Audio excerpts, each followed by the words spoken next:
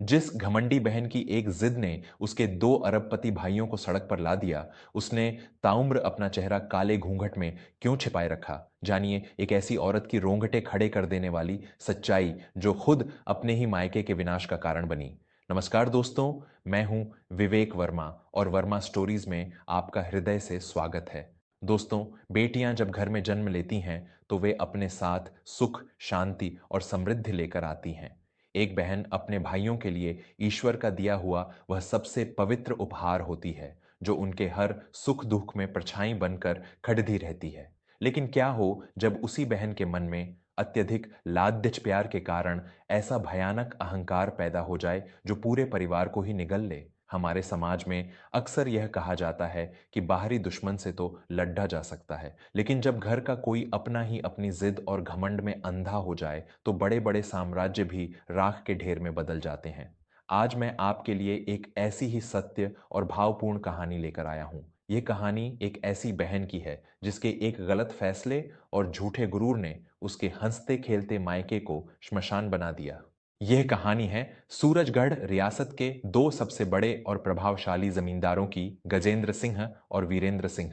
सूरजगढ़ में इन दोनों भाइयों की तूती बोलती थी।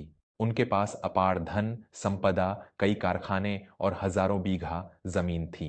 दोनों भाई स्वभाव से बहुत ही निडर और कुछ हद तक क्रूर भी थे, लेकिन उनके जीवन की एक ही कमजोरी थी और वह थी उनकी इकलौती छोटी बहन कामाक्षी। बचपन में ही माता पिता का साया उठ जाने के कारण गजेंद्र और वीरेंद्र ने अपनी बहन कामाक्षी को किसी राजकुमारी की तरह पाला था। कामाक्षी के मुंह से निकली हर बात उन दोनों भाइयों के लिए पत्थर की लकीर होती थी। वह जो मांगती, अगले ही पल उसके कदमों में हाजिर हो जाता। लेकिन इस अंधी मोह माया ने कामाक्षी के भीतर एक बहुत ही भयानक अहंकार को जन्म दे दिया था। कामाक्षी स्वयं को दुनिया की सबसे सुंदर, सबसे सर्वगुण संपन्न और सबसे शक्तिशाली स्त्री मानती थी।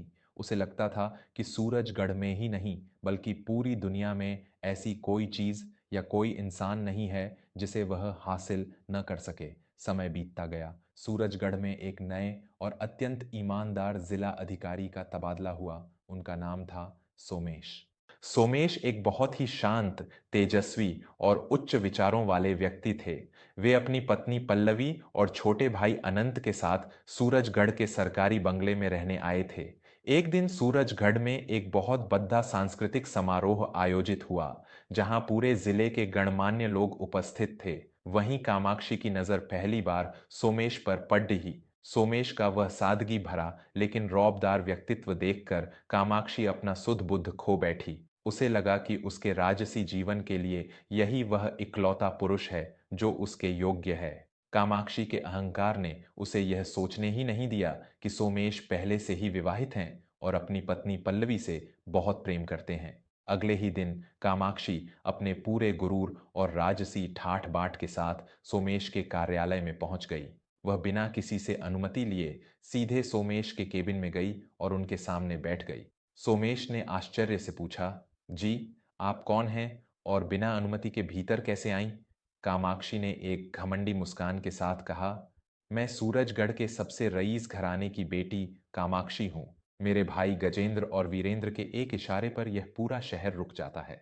मैंने तुम्हें पसंद कर लिया है अधिकारी महोदय। मैं चाहती हूं कि तुम अपनी उस साधारण सी पत्नी को तलाक दे दो और मुझसे विवाह कर लो। इसके बदले में तुम्हें वो सब कुछ मिलेगा जिसकी तुम कल्पना भी नहीं कर सकते। सोमेश यह सुनकर स्तब्ध रह गए, लेकिन उन्होंने अपने क्रोध पर नियंत्रण रखा और अत्यंत शालीनता से उत्तर दिया, देवी, शायद आप किसी गलतफहमी में हैं। मेरा परिवार मेरी जान है और मेरी पत्नी पल्लवी मेरा सम्मान है। इस दुनिया की कोई भी दौलत या ताकत मुझे मेरे उसूलों और मेरे परिवार से अलग नहीं कर सकती।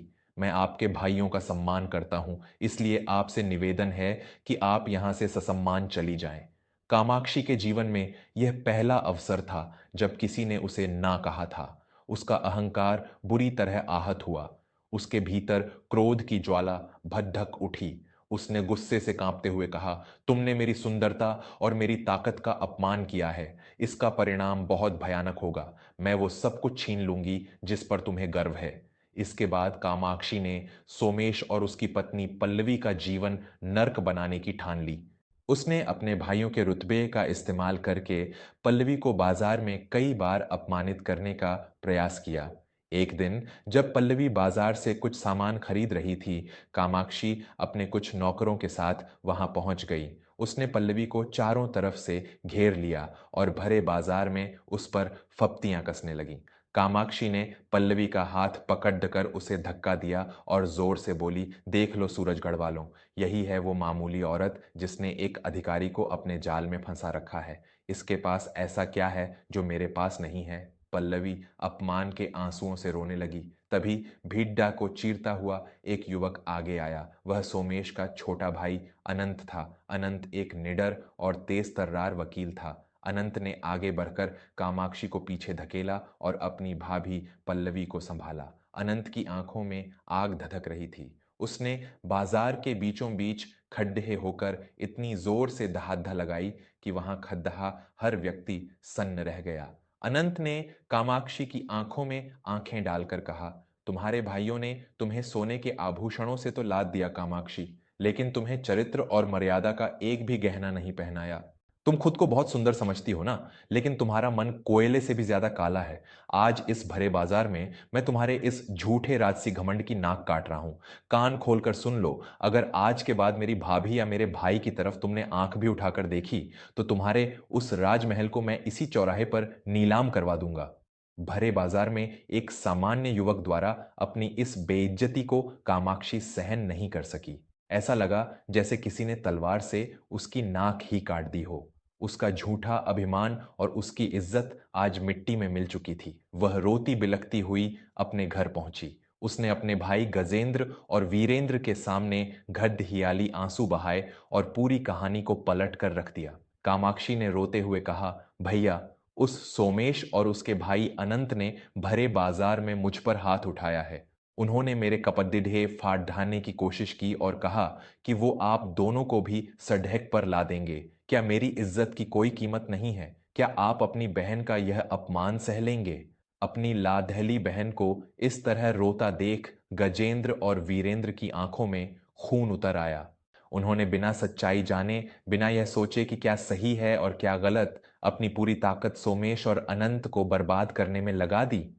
उन्होंने गुंडों को भेजकर सोमेश के घर पर हमला करवाया, सोमेश पर झूठे भ्रष्टाचार के आरोप लगवाए और अनंत की वकालत को खत्म करने के लिए शहर के हर न्यायाधीश को खरीदने की कोशिश की। लेकिन वे भूल गए थे कि सच्चाई और धर्म के मार्ग पर चलने वालों को ईश्वर कभी अकेला नहीं छोड़ देता। अनंत ने हार नहीं मानी। उसने अपने भाई को सुरक्षित स्थान पर भेजा और अकेले ही गजेंद्र और वीरेंद्र के खिलाफ अदालत में मोर्चा खोल दिया। अनंत ने दिन रात एक करके उन दोनों भाइयों के काले कारनामों, जमीन कब्जा करने के मामलों और उनके गुंडा राज के सारे पक्के सबूत और गवाह इकट्ठा कर लिए। अदालत में जब मुकदमा चला तो गजेंद्र और वीरेंद्र का कोई भी पैसा या उनकी कोई भी ताकत काम नहीं आई। कामाक्षी की उस एक झूठी जिद और उसके अहंकार ने उसके भाइयों के सारे पापों को दुनिया के सामने लाकर खैर कर दिया। माननीय न्यायालय ने अपना फैसला सुनाते हुए गजेंद्र और वीरेंद्र की सारी संपत्ति जब्त करने और उन्हें आजीवन कारावास की सजा सुना दी। उनके आलीशान बंगले पर सरकारी ताला लग गया। उनके कारखाने नीलाम हो गए। रातों रात सूरजगढ़ के वो दो शेर जिनसे पूरी दुनिया कांपती थी, अपनी ही बहन की बुनी हुई साजिश और क्रोध की आग में जलकर राख हो गए। लेकिन सबसे दर्दनाक अंत तो कामाक्षी का हुआ। जब उसके भाइयों को हथकड़ियां पहनाकर ले जाया जा रहा था, तब गजेंद्र ने अपनी बहन की तरफ देखा और कहा, हमने तुम्हें अपनी जान से भी ज्यादा चाहा कामाक्षी। तुमने जो मांगा वो दिया, लेकिन तुमने अपने झूठे घमंड के लिए हमारे ही हाथों से हमारा कत्ल करवा दिया। आज से तुम्हारा हमारा कोई रिश्ता नहीं। उन शब्दों ने कामाक्षी की आत्मा को छलनी कर दिया। भाइयों के जेल जाने के बाद सूरजगढ़ में कामाक्षी का ऐसा बहिष्कार हुआ कि उसे एक बूंद पानी देने वाला भी कोई नहीं बचा। वह महल की राजकुमारी आज सड़क पर दर दर की ठोकरें खाने को मजबूर थी। वहां से भागकर कामाक्षी मीलों दूर थार के एक अत्यंत दुर्गम और बंजर रेगिस्तानी गांव में जा बसी। उस गांव का नाम था रेतगढ़।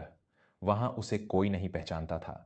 लेकिन उस दिन के बाद से कामाक्षी ने एक बहुत ही अजीबोगरीब काम किया। उसने एक बहुत बड़ा और भारी काला कपड़ा लिया और उससे अपना सिर और पूरा चेहरा ढक लिया। वह काला घूंघट इतना गहरा था कि केवल उसकी आंखें दिखाई देती थीं। रेतगढ़ के गांव वालों को लगा कि वह कोई बहुत ही सती साध्वी और धर्मपरायण विधवा है, जिसने दुनिया के मायाजाल से बचने के लिए अपना मुख छिपा लिया है। लोग उसे सम्मान देने लगे। वह चुपचाप एक छोटी सी कुटिया में रहती, सूखी रोटियां खाती और दिन भर अपने काले घूंघट के पीछे छिपकर बैठी रहती। उसने आजीवन कभी किसी को अपना चेहरा नहीं दिखाया। लोग अक्सर बातें करते कि इस औरत के भीतर कितना वैराग्य है, कितना बद्धा तप है कि इसने दुनिया की चमक दमक से अपना मुंह फेर लिया है। लेकिन इस काले घूंघट का असली और रोंगटे खड्डे कर देने वाला रहस्य तो तब खुला जब 25 साल बाद उस कुटिया में कामाक्षी की मृत्यु हुई। गांव के सरपंच जब कुटिया की तलाशी ले रहे थे तो उन्हें वहां एक पुरानी फटी हुई स्मृति पुस्तिका डायरी मिली। वह डायरी कामाक्षी ने लिखी थी। जब सरपंच ने उस डायरी के अंतिम पन्ने पढ़े तो उनके रोंगटे खड़े हो गए। कामाक्षी ने उस डायरी में लिखा था, गांव वाले सोचते हैं कि मैंने धर्म और वैराग्य के कारण यह काला घूंघट ओढ़ा है, लेकिन सच्चाई तो यह है कि मैं इस दुनिया से अपना चेहरा नहीं छिपाती। मैं आईने में उस डायन को देखने से डरती हूं जिसने अपने ही भाइयों को निगल लिया। मेरे राजसी रूप का मुझे बहुत घमंड था। मुझे लगता था कि मैं अपने हुस्न और ताकत से कुछ भी पालूंगी, लेकिन मेरी उसी वासना और झूठे अहंकार ने मेरे दो देवताओं जैसे भाइयों को जेल की काल कोठरी में सड्ढा दिया। जब भी मैं पानी में या आईने में अपनी शक्ल देखती हूं तो मुझे उस चेहरे पर मेरे मायके की राख पुती हुई दिखाई देती है। मुझे अपने ही चेहरे से घिन आती है। ये काला घूंघट मेरा कोई धर्म नहीं है। ये उस घमंडी औरत की कब्र है जिसे मैं अपने साथ लिए घूम रही हूं। दोस्तों, उस दिन रेतगढ़ के लोगों को समझ में आया कि पाप की सजा केवल अदालतें नहीं देती, बल्कि इंसान की अपनी अंतरात्मा उसे ऐसी सजा देती है जिससे वह जीवन भर घुट घुट कर मरता है। कामाक्षी की यह कहानी आज के समय में हर उस परिवार, हर उस व्यक्ति के लिए एक बहुत बद्धा सबक है, जो सोचते हैं कि उनकी जिद, उनका अहंकार और उनकी ताकत हमेशा उनके साथ रहेगी। जब इंसान मर्यादाएं लांघता है, जब वह दूसरों का घर तोड़ डालने की कोशिश करता है, तो सबसे पहले वह अपने ही घर की नींव खोखली करता है। आपके चेहरे की सुंदरता, आपके कपड़ों की चमक तब तक ही है जब तक आपका चरित्र पवित्र है। जिस दिन अहंकार और ईर्ष्या ने आपके मन में घर कर लिया, उस दिन आपकी सुंदरता भी आपके लिए एक श्राप बन जाएगी। क्या आपने भी अपने आसपास ऐसे लोगों को देखा है जिनके झूठे गुरूर ने उनके ही हंसते खेलते परिवारों को उजाड़ा दिया?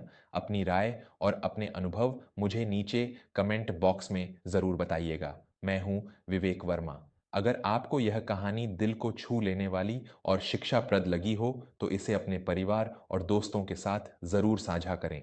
वर्मा स्टोरीज से जुड़े रहने के लिए आपका हृदय से बहुत बहुत धन्यवाद। मिलते हैं अगली बार एक और ऐसी ही भावपूर्ण कहानी के साथ। तब तक अपना और अपने परिवार का खूब ख्याल रखें। नमस्कार। क्या आपको लगता है कि समाज में बढ़ते अहंकार को रोकने के लिए हमें बचपन से ही बच्चों को कौन से विशेष संस्कार देने चाहिए?